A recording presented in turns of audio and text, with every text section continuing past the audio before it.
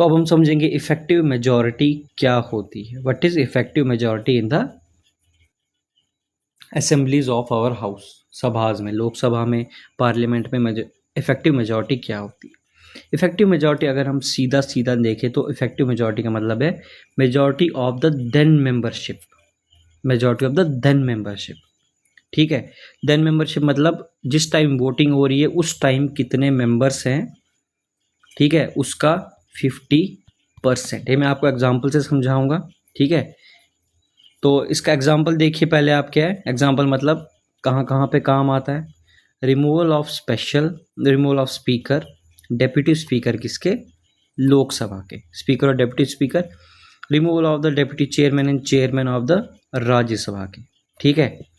तो जो article 90C है वो डील करता है with the removal of the chairman of the Rajya Sabha, removal of the chairman of the Rajya Sabha, ठीक है। और जो हमारा 94C आर्टिकल है it deals with the removal of the speaker and deputy speaker of the Lok Sabha. तो मैं अब आपको एग्जांपल से समझाता हूँ। जैसे लोकसभा में, ठीक है, मान लीजिए हम यहाँ पे क्या माइंड में रख रहे हैं कि कोई वेकेंसी नहीं है, कोई वेकेंसी नहीं है। तो हमारी कितनी स्ट्रेंथ होती है, 543 होती है।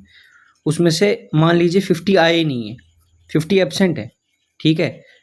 तो तब भी जो उन 50 एब्सेंट को नहीं देखा जाएगा कि ये आए नहीं है, it will not be seen.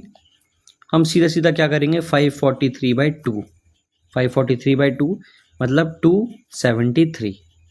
तो 273 से ग्रेटर अगर हमें वोट्स मिल गए तो हम क्या करेंगे, जो हमें 273 से ज़्यादा वोट्स मिल गए तो हम क्या करेंगे, यहाँ पे बिल को पास समझेंगे, ठीक है। और वही मान लीजिए हमारा Rajya Sabha still no vacancy consider कर रहे हैं हम 245, तो मान लीजिए 70 नहीं आए, हम भी उसको राज्यसभा में भी वो मैटर नहीं करेगा, किसमें, इफेक्टिव मेजॉरिटी में।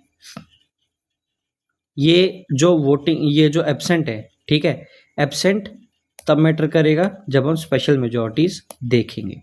तो वहाँ पे भी हम सिंपली 245/2 दैट इज 50% ऑफ 2, 122.5 यानी कि 123 और 124 से ज़्यादा वोट्स अगर हमको मिल गए तो भी जो बिल है या फिर जो भी हमारा रेजोल्यूशन है उसको हम पास समझेंगे। तो देखिए ये यूज़ कहाँ कहाँ पे होता है। एक तो होता है रिमूवल